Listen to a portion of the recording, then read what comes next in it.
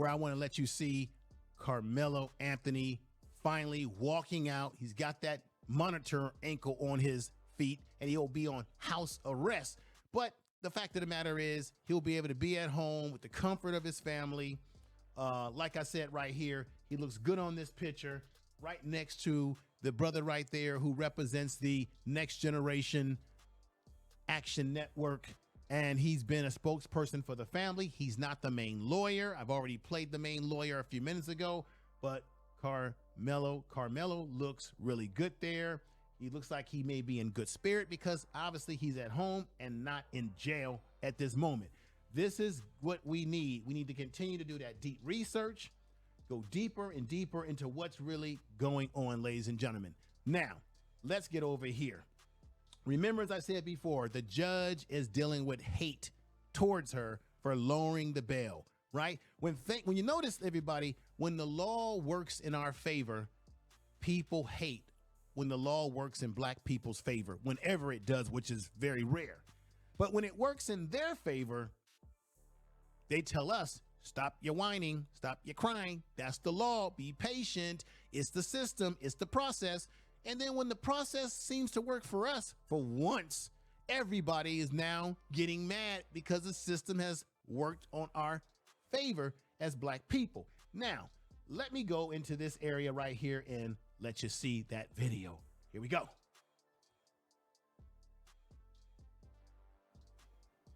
He's coming out right there. It's going to start audio pretty soon. We're up, we're up, we're up, we're up.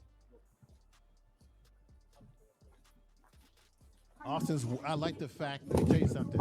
I like the fact that he's walking out 10 toes down, walking with his shoulders up, head up. He's not walking out with his head down because he doesn't want to be seen on camera. I like the fact that the young man is walking out with confidence. Let's see that little part again. Walking out with confidence.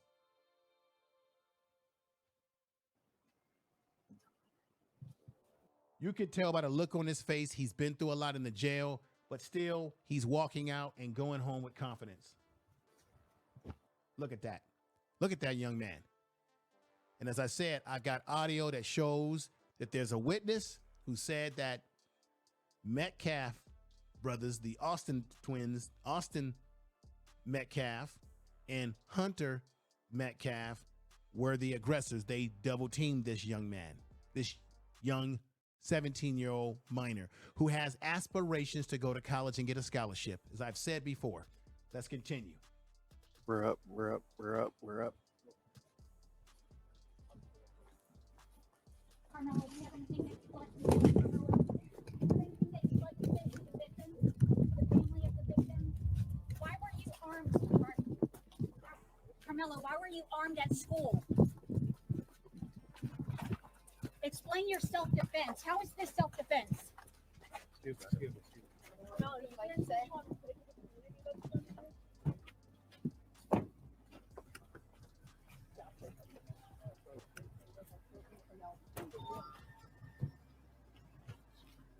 I had to browse.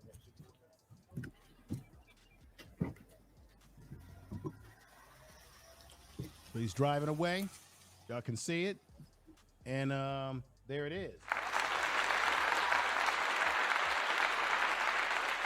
There it is, y'all. There it is. Now, I want to put something up here that I find very interesting. Remember, I told you that there was someone who was there with his two daughters who are involved in a track community in this area. He's going to give his eyewitness account as to what happened. I'm going to emphasize this again, that because it was raining, that is the pretext for why the young man was under the tent in the first place. You're going to hear this eyewitness even say this out of his own mouth. Let me put this up again here because, once again, this is Expose Racism. Pedro, I like this. It's called See Racism, Expose Racism. You can find them on X or Twitter, as we call it. They go buck wild on researching and finding all the racism that's going on around the country. Says right here, just an eyewitness review detail about incident involving Austin Metcalf and Karmelo Anthony prior to the fatal stabbing. An eyewitness has come forward with new information regarding the allegations between the incident between Austin Metcalf and Karmelo Anthony. Okay? They tried to jump him. According to the account, Austin Metcalf and his brother reportedly walked across the field towards Karmelo Anthony. Walked across the field, which means they had time to think about what they were doing, y'all. Walked across the field. Karmelo Anthony, who was seated at the time, minding his own damn business.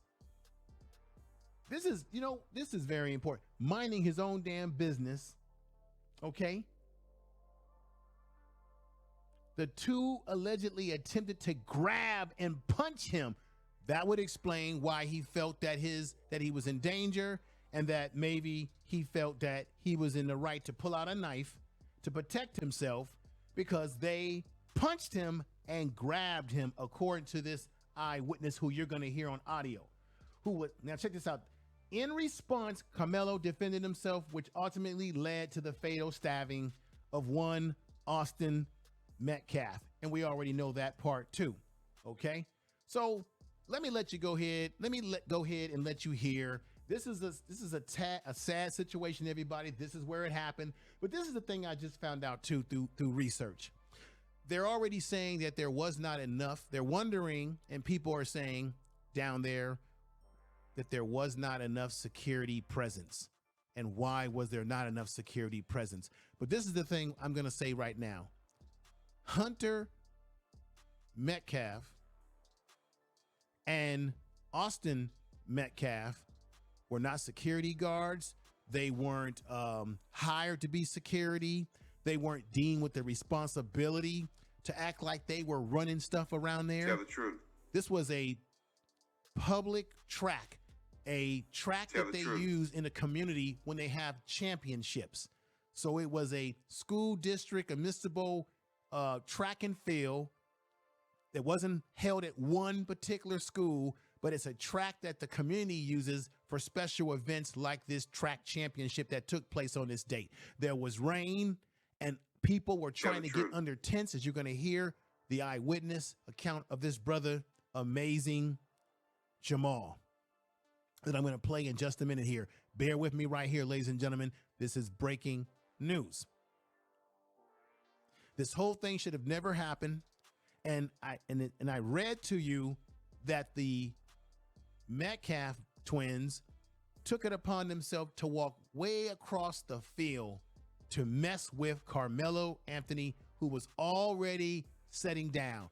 In Hunter Metcalf's, both his interviews, he was inconsistent. He kept saying something about, hey, this kid walked up on them, that they were already setting down under the tent, and he was sitting behind them. He gave conflicting stories, and now we're finding out that they actually walked across where he was already there before they got there. Who told them that they were the damn bleacher police? And who gave them the right? Nobody had a right to move him, put hands on him. You do not have a right to touch someone's person or body. Let me let you hear what this brother's talking about right now. Check this out. Man, dude was sitting there on his phone just trying to get dry. You feel me? One thing went from another. They grabbed this man and they tried to punch on dude. Dude went in his bag and whatever. They went to try to jump this dude and punch on this dude, man. And he protected himself, dude. That's what happened. Yeah. It wasn't just one. It was both of them, bro. Austin, that dude that got unalive, and his brother physically went over there to intentionally. It's not to the point that he brought a knife. For one, it wasn't on school property. The school is at least 5 to 10 miles away. It was community track meet, bro. It wasn't a school track meet. So he had the right to have a knife on his person, bro. I want you all to hear this one more time. I want to emphasize and make sure that everybody has a chance. The man that you just heard goes by the name of the amazing Jamal. I believe what you're hearing is him talking on his TikTok channel. I believe he has a YouTube channel, or maybe it's a TikTok channel, and he is giving a account. He was there with his own kids. Let's hear this again. They got rained out like crazy bad. Everybody trying to get back to their cars. As you can see, he says it got rained out real bad and people were trying to get to their cars, which is why Karmelo Anthony ended up under the tent trying to get away from the rain, not trying to steal, not doing any of those things that he's being, that people think that he was doing some mischief. People think that it was premeditated, that he planned to be there to harm those guys. Premeditation means that you plan, you plot. This was not premeditated. Tell the truth. Let's continue. So get in, you know, places where they, you know, wouldn't get all extra with it. Dude was sitting up under the tent, right? He was on his phone, right? My daughters was up under the same goddamn tent. Yeah. He said that, check this out. Wow. This brother said that his own daughters were under the same tent where Karmelo Anthony was. They were sitting under the tent because people were trying to get out of the rain. Why is it that nobody is taking that into account, that he was already there before these twins got there? They came over and start to focus on him. He already was there. I'm going to say this again. Austin Hunter, or Hunter Metcalf, if you look at some interviews that he's given, both on Fox and with his mother outside, he was saying some things that did not fit the narrative of what we're now learning now, that no, Karmelo Anthony was already there prior to them getting there. They took the point upon themselves to walk across the field to mess with this man. Let's continue. So I'm paying attention to my kids, but at the same time, they're in the same vicinity. So I'm watching everything going on around it because I'm there for my children. So dude walks up, McCullen, bro, he wasn't even under the tent at the time. They came from a whole separate tent and walked over there. What did I just say, everybody? What did I just say? They came from across the way to get to the tent that Karmelo Anthony was sitting under and minding his own damn business, trying to get from under the damn rain. They came from a whole nother tent. I mean, it's almost like as if they thought that they were running things, that they were the ones that are in control of this space. Nobody, I'm gonna say it again, nobody gave them the right to put hands on anybody, no more than we feel that Karmelo Anthony might have went too far with taking out a knife and taking the life of Austin Metcalf. It's a sad situation. We don't want to see our youth using weapons and doing these sort of things, but they actually were the common denominator to the problem when they could have left that man alone, sitting under a tent when everybody was trying to find shelter from the rain. Why can't people understand that? Let's continue. This man said his own kids were trying to, let's continue. He said that they came over messing with him. This is an eyewitness account. This brother, the amazing Jamal, witnessed this. So dude walks up, McCullen, bro, he wasn't even under the tent at the time. They came from a whole separate tent and walked over there. They intentionally went over there to this kid, man. Dude was sitting there on his phone just trying to get dry. You feel me? One thing went from another. You heard what he said. Karmelo Anthony was simply trying to get dry. That's all the young brother was trying to do, was stay dry. That's all. And they just had to mess with the brother. You see, that's how it is in American society. Let's continue. they grabbed this man and they tried to punch on dude. Dude went in his bag and whatever. They went to try to jump this dude and punch on this dude, man. And he protected himself, dude. That's what happened. Yeah. It wasn't just one. It was both of them, bro. Austin, the dude that got unalive, and his brother physically went over there to intentionally. He had a. It's not to the point that he brought a knife. For one, it wasn't on school property. The school is at least 5 to 10 miles away. It was community track meet, bruh. It wasn't a school track meet. So he had the right to have a knife on his person, bro.